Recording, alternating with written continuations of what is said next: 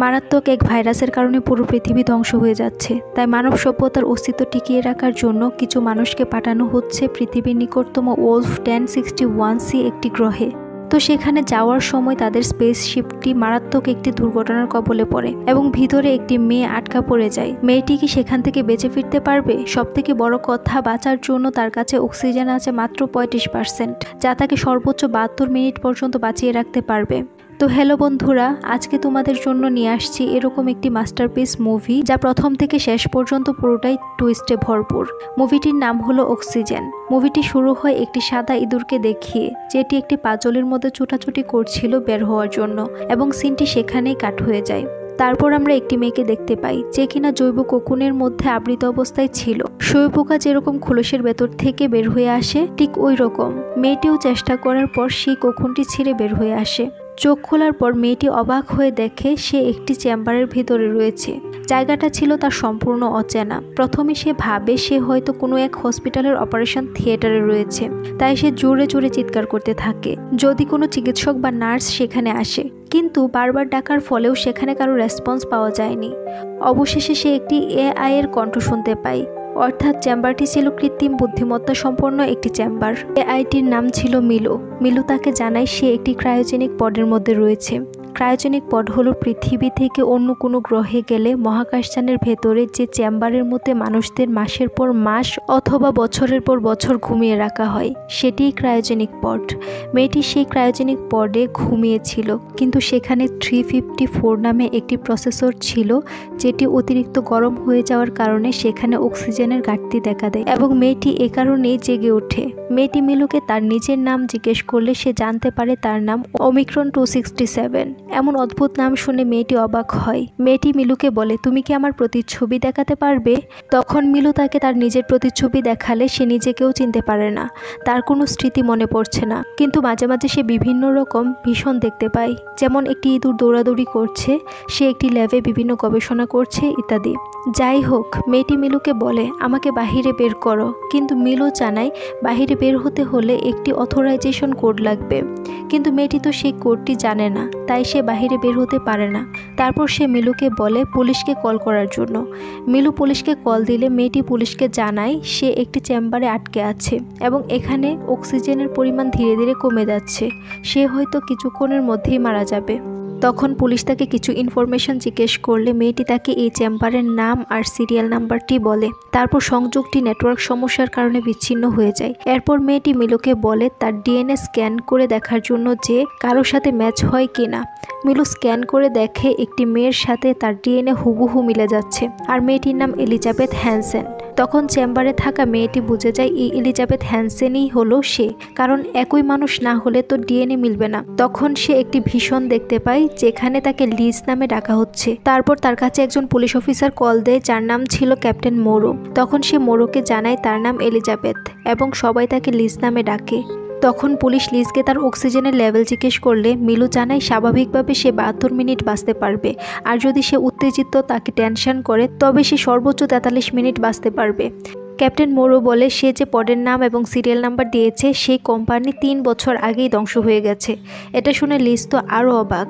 তখন সে রাগে কষ্টে চিৎকার করতে থাকে, যার ফলে তার প্রেশার বেড়ে যায় এবং অক্সিজেনের লেভেল দ্রুত কমতে থাকে। নেটওয়ার্ক সমস্যার কারণে আবার কানেকশন বিচ্ছিন্ন হয়ে যায়। অক্সিজেনের লেভেল 23%-এ নেমে আসলে একটি অটোমেটিক রোবোটিক হাত লিজকে ইনজেকশন দিয়ে হাইপার স্লিপে পাঠিয়ে দিতে চায়, যেখানে সে শান্ত হয়ে ঘুমিয়ে যাবে এবং অক্সিজেন খরচ কম হবে, ফলে সে বেশিক্ষণ বাঁচতে পারবে।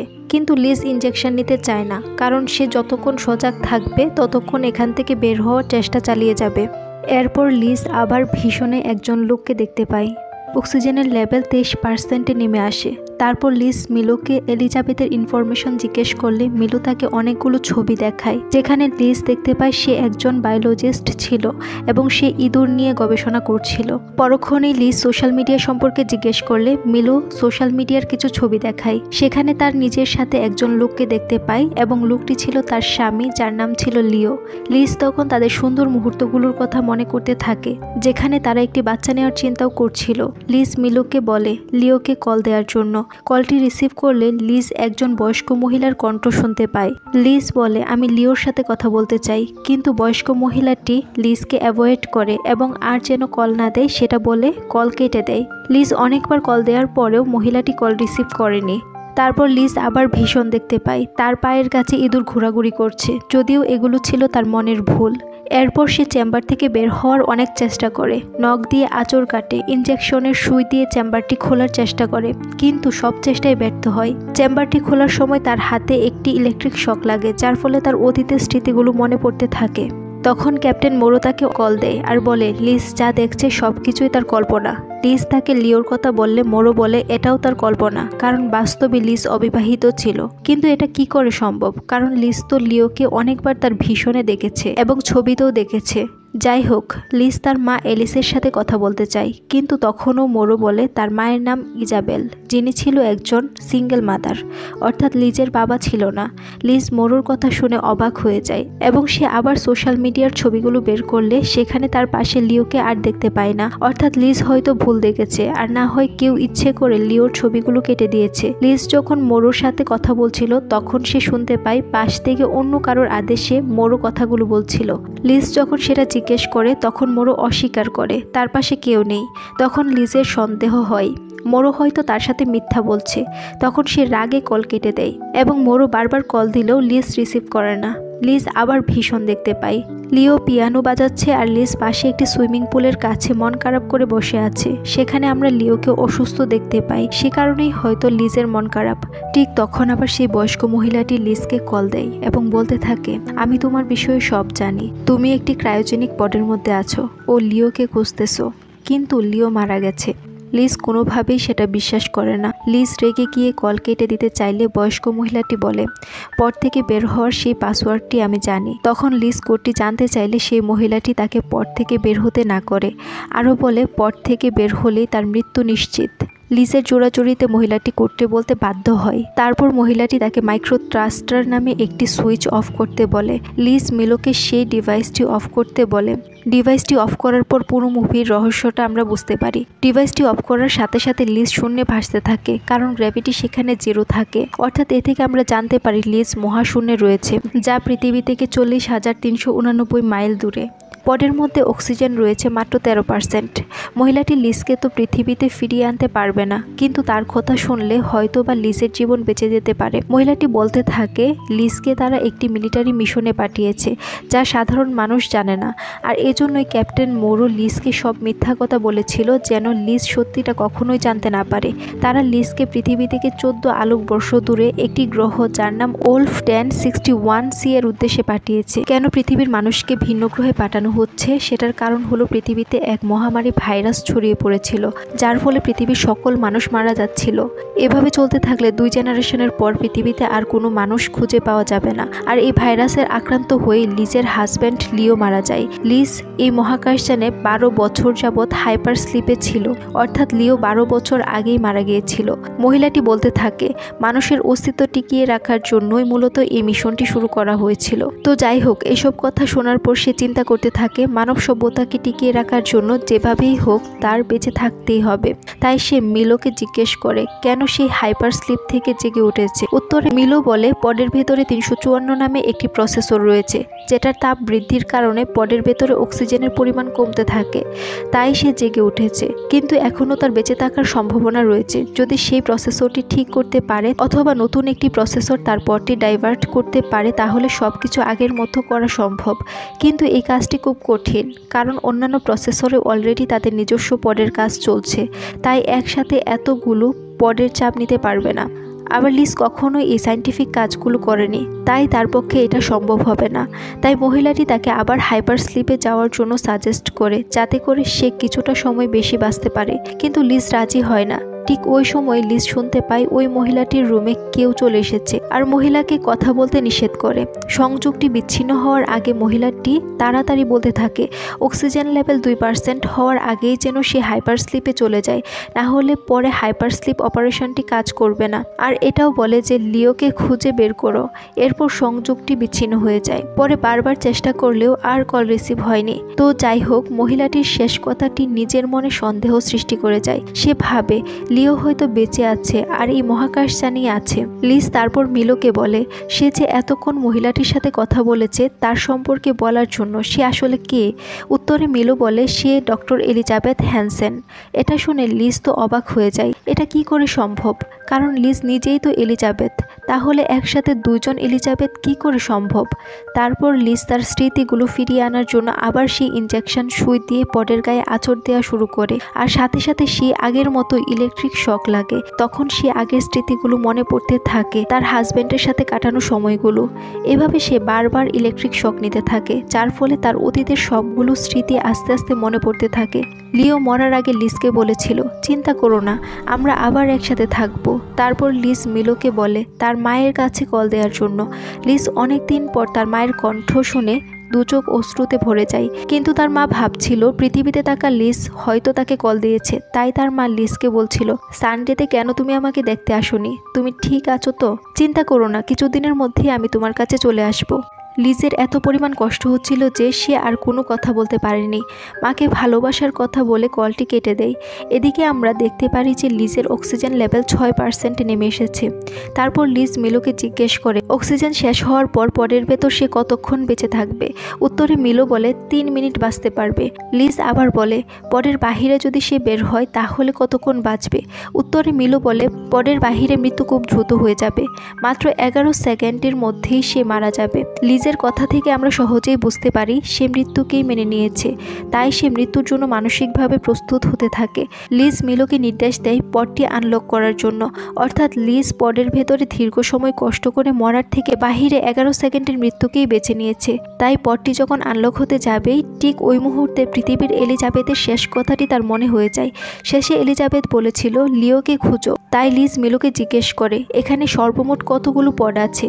উত্তরে মিলো বলে 10,000 পড আছে। তারপর লিজ বলে সে বাকি পডগুলো দেখতে চায়। তখন মিলো পডের ইউভি লাইটটি ডিঅ্যাক্টিভেট করার পর হঠাৎ লিজের সামনে একটি ভয়ানক লাশ ভেসে আসে। তো মহাশূন্যে ভেসে বেড়াচ্ছে এবং শত শত পড ধ্বংস হয়ে গেছে। গ্রহাণু X-375 এর সাথে ধাক্কা লাগার কারণে স্পেসশিপটির একটি অংশ ধ্বংস হয়ে গেছে। লিজ তখন সেই ধ্বংস হয়ে যাওয়া পডগুলোর মধ্যে লিওর খোঁজ করতে থাকে, কিন্তু সে লিওকে খুঁজে পায় না। তখন সে মনে করার চেষ্টা করতে থাকে লিও কত নম্বর পডে থাকতে পারে।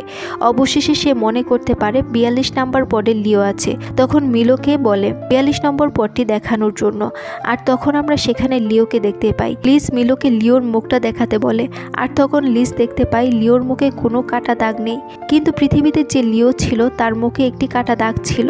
তখন লিজের সন্দেহ হলে সে ডক্টর এলিজাবেথের কিছু রিসার্চ দেখতে থাকে। তখন সে দেখতে পায় ডক্টর এলিজাবেথ মেমোরি ট্রান্সপারেন্ট প্রজেক্টের উপরে কাজ করছিল, যেখানে সে একটি ইঁদুরের উপর গবেষণা করে।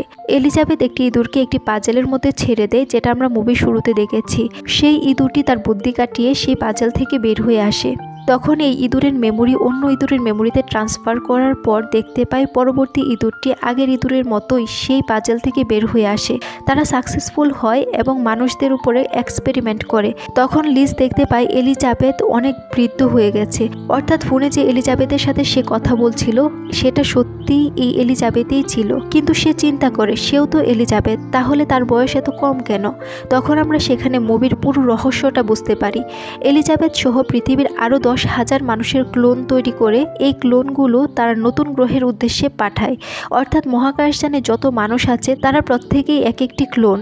ক্লোন বলতে আমরা বুঝি একটি মানুষের ডিএনএ থেকে তৈরি সেম আরেকটি মানুষ, তাদের মধ্যে কোনো পার্থক্য থাকবে না। ক্লোন তৈরির উদ্দেশ্য হলো যেহেতু ক্লোনগুলোর মধ্যে পৃথিবীতে বসবাসের জন্য একটি ধারণা রয়ে গেছে, তাই তারা নতুন গ্রহে গিয়ে সহজেই মানব সভ্যতা গড়ে তুলতে পারবে। তাই লিজ হলো ডক্টর এলিজাবেথের একটি ক্লোন, যার মধ্যে ডক্টর এলিজাবেথের মেমোরিগুলো সেট করে দেওয়া হয়েছে। তাই লিজ সবসময় এলিজাবেথের প্রশ্নগুলো তার কল্পনায় দেখত। তো লিজ সব কিছু বোঝার পর রাগে কষ্টে চিৎকার করতে থাকে, কারণ সে যেগুলো নিজের মনে করেছিল আসলে একটাও তার নিজের ছিল না। যেই লিওকে তার হাজবেন্ড মনে করছিল সেও তার ছিল না। পডের ভেতরে অক্সিজেনের পরিমাণ 3% নেমে এসেছে। তাই সেখানকার একটি অটোমেটিক সিস্টেম হলো অক্সিজেনের অভাবে মরার আগেই তারা একটি বিষ প্রয়োগের মাধ্যমে তাকে মেরে ফেলবে। লিজের শরীরে সেই বিষটি দেওয়ার আগেই সে শরীরের সব ডিভাইস খুলে ফেলে, কিন্তু কোনো লাভ হয়নি, কারণ অক্সিজেনের লেভেল 2%-এ আসার কারণে তার বেঁচে থাকার কোনো সম্ভাবনা নেই। নষ্ট হওয়া প্রসেসরটি ঠিক করার মতো সময়ও তার কাছে নাই, তাই সে তার মৃত্যুকে মেনে নিয়েছে। অক্সিজেনের অভাবে মরার থেকে সে হাইপার স্লিপে গিয়ে ঘুমিয়ে ঘুমিয়ে মৃত্যুকেই বেছে নিয়েছে। তাই সে মিলোকে বলে তাকে হাইপার স্লিপে পাঠানোর জন্য, কিন্তু সে তো তার শরীর থেকে সকল ডিভাইস খুলে ফেলেছিল।